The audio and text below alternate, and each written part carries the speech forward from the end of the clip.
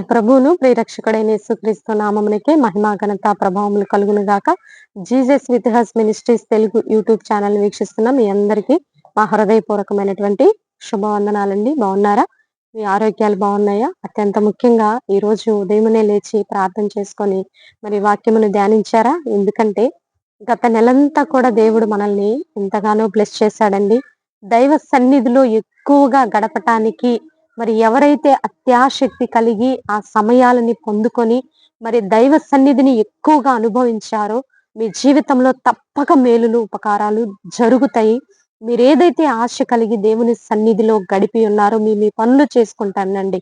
ప్రతి ఒక్కరికి వారి వారి జీవనోపాధి వారి పనుల భారం ప్రతి ఒక్కరికి ఉంది.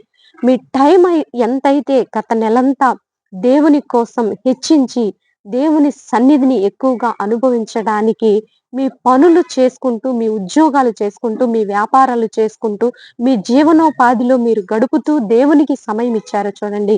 అది ఖచ్చితంగా దేవుడు చూస్తాడు. ఆ దీవెన మీకు కంపల్సరీ ఉంటుంది. ఇట్టి మరి ఆత్మ ప్రేరణతో దేవుడు ఈ రోజు ఇస్తున్నటువంటి చక్కని ఆశీర్వాదాన్ని రిసీవ్ చేసుకోండి. అయితే ఈ రోజు దేవుడు మనకివ్వడానికి వాగ్దానం ఇవ్వడానికి ముందు అందరు లైక్ చేయరా? ప్రభు నామంలో మనవి చేస్తున్నాము. అలాగే గత నెలంతా మరి దేవుని రెక్కల మాటున భద్రపరిచినటువంటి దేవుడు మరి ఈ యొక్క 2026 లో సెకండ్ మంత్ ఫిబ్రవరిలో మనం ప్రవేశించడానికి ప్రభు కృప చూపించారు. అందరూ దేవునికి థ్యాంక్స్ చెప్పండి. ఏదో వీడియో ఓపెన్ చేశాం, చూసాం, ఏం రిఫరెన్స్ ఇచ్చారు చూసాం, అలా కాదండి. ఈ యొక్క డేని నాకు ఇచ్చినందుకు ప్రభువా నీకు థ్యాంక్స్ చెప్తున్నాను తండ్రి. ఈ నూతన మంత్ నాకు ఇచ్చినందుకు థ్యాంక్ యూ జీసస్. ఈ క్షణము నాకు ఇచ్చినందుకు థ్యాంక్ యూ జీసస్. ఎందుకంటే ఎంతో మంది ఈ గడియను ఈ దినాన్ని చూడలేక ఈ నెలను చూడలేక గండించిపోయి ఉన్నారండి. అయితే నీవు నేను శ్రేష్ఠులము. ఇంకా దేవుని పని మనకు ఉండటాన్ని బట్టి మనం ఇంకా సజీవులుగా ఉన్నాం.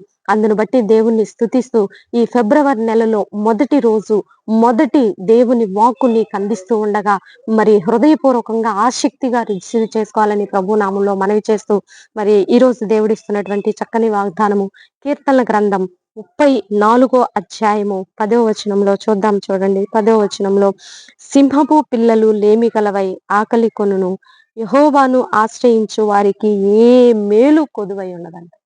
ఇది మేము చాలా సార్లు విన్నామండి. ఇది పాత వాగ్దానమే, ఎన్నోసార్లు చెప్పామండి. కాదు కాదు, ఈ రోజు దేవుడు స్పెసిఫిక్ గా నిన్ను గురి చూసి దేవుడు నీ మీదే దృష్టి కలిగి నీ మీదే ఆయన యొక్క ఫోకస్ అంతా పెడుతూ దేవుడు ఈ రోజు నీకు ఇస్తున్నటువంటి చక్కని వాగ్దానము, సింహపు పిల్లలు లేమి గలివై ఆకలి గొనునేమో కానీ ఆయన ఆశ్రయించు వారికి ఏ మేలు కొదువై ఉండదంట. ఎందుకంటే అడవిలో ఎన్నో జంతువులు ఉంటాయండి, ఎన్నో మరి జీవులు ఉంటాయి, కీటకాలు ఉంటాయి, పురుగులు ఉంటాయి, మరి క్రూర మృగాలు ఉంటాయి. అన్నిటికంటే భయంకరమైన జంతువు సింహము. ఈ సింహమును చూసి మరి అడవిలో ఉన్నటువంటి ప్రతి జంతువు కూడా ఎంతో భయపడుతుంది. మరి ఆహారాన్ని కొదువుండదు సింహానికి.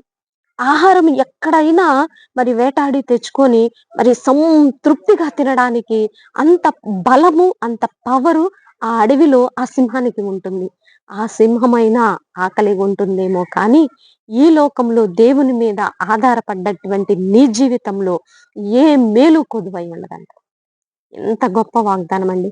ఆధ్యాత్మికంగా దేవునికి మనము సమీపముగా మరి ఆయన్ని ఆశ్రయిస్తూ ఆయన గొప్పతనాన్ని మనము తెలుసుకొని వెళుతూ ఉంటే వెతుకుచున్నట్లయితే ఆయన ఇచ్చేటటువంటి శ్రేష్టమైన ఆశీర్వాదాలు ఎలా ఉంటాయంటే అత్యధికమైనటువంటి బలము కలవై ఉంటాయండి. ఆయన నీకు ఏ మేలు కొదువ చేయడానికి అంత బలమైనటువంటి ఆ సింహపు పిల్లలైన లేమిగొని ఆకలి గొంట ఏమో కానీ నీవు అసలు ఆహారానికి సింహ పిల్లలకి కొదువు ఉండదు. అంటే అంత శ్రేష్టంగా దగ్గరగా ఉంటుంది, అంత బలం ఉంటుంది. కానీ అవెన్నా ఆకలి కొంటాయేమో కానీ యెహోవాను ఆశ్రయించిన వారికి ఏ మేలు కొదువై ఉండదు. అది ఆర్థికంగానైనా, కుటుంబ పరంగానైనా, ఆరోగ్య పరంగానైనా, ఉద్యోగ పరంగానైనా, పరిచర్య పరంగానైనా, నీ యొక్క మరి వ్యాపార పరంగానైనా, రైతులు మీ మీ పంటల విషయాల్లో కావచ్చు, మరి చదువుకుంటున్న బిడ్డలు, స్టూడెంట్స్, మరి కాంపిటేటివ్ ఎగ్జామ్స్ కి ప్రిపేర్ అవుతున్న బిడ్డలు, మరి ఇంకా నేను నిరుద్యోగంగానే ఉన్నానండి, నాకెప్పుడు దేవుడు ద్వారం తీస్తాడని దిగులు పడుతున్నావేమో, ఈ నూతన నెలలో నీ జీవితంలో దేవుడు గొప్ప కార్యం చేయబోతున్నాడు. ఆశ్చర్యం కాదండి, దేవుడు నిజంగా ఇస్తున్నటువంటి వాక్కుని మీరు రిసీవ్ చేసుకోండి. ఖచ్చితంగా దైవ దీవెనలు పొందుకుంటారు. మనము దైవ క్రమం ప్రకారం వెళుతూ ఉండే కొంది ఆ క్షేమాధారం, ఆ క్షేమ స్థితి, ఆ కృపాక్షేమములు మన వెనువెంటనే పరుగెడతాయని ప్రభునామంలో మనవి చేస్తూ ఇటు వాగ్దానాన్ని రిసీవ్ చేసుకోవాలని ప్రభునామంలో మనవి చేస్తూ చిన్న ప్రార్థన చేసుకున్నాం. ప్రార్థన. పరిశుద్ధ మహాగణుడ ఘనమైన తండ్రి, మీరిచ్చిన చక్కని వాగ్దానాన్ని బట్టి నీకు వందనాలయ్య.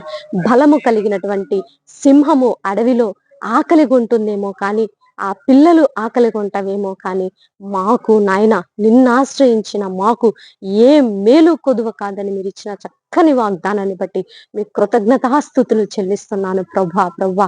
ఎందుకంటే తండ్రి, ఈ లోకంలో ఆకలి బాధలు, అప్పుల భారాలు, కుటుంబ సమస్యలు, వ్యక్తిగత సమస్యలు, మూయబడిన గర్భాలను బట్టి భయంకరమైన వేదన, నిరుద్యోగము, రైతులు అనేక రకాలైన సమస్యలు, అనారోగ్య సమస్యలు, కుటుంబ పోరాటాలు, వ్యక్తిగత సమస్యలు, సేవ, ఎన్నో సమస్యలతో నలిగిపోతున్న నీ ప్రజలకు ఈ రోజు మీరు ఇచ్చిన చక్కని వాగ్దానం, నీకు ఏ మేలు కొదువు కాదన్నావయ్యా.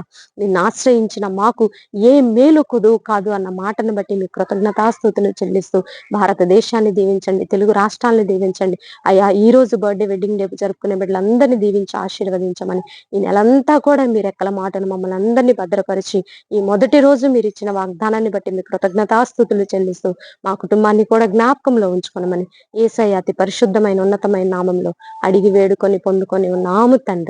Amen, amen. ప్రియులారా, ఈ వీడియో మీకు నచ్చినట్లయితే లైక్ చేయండి. దేవుని యొక్క మహాకృప మనకి తోడుగా ఉండి నడిపించును గాక. God bless you. Praise lord.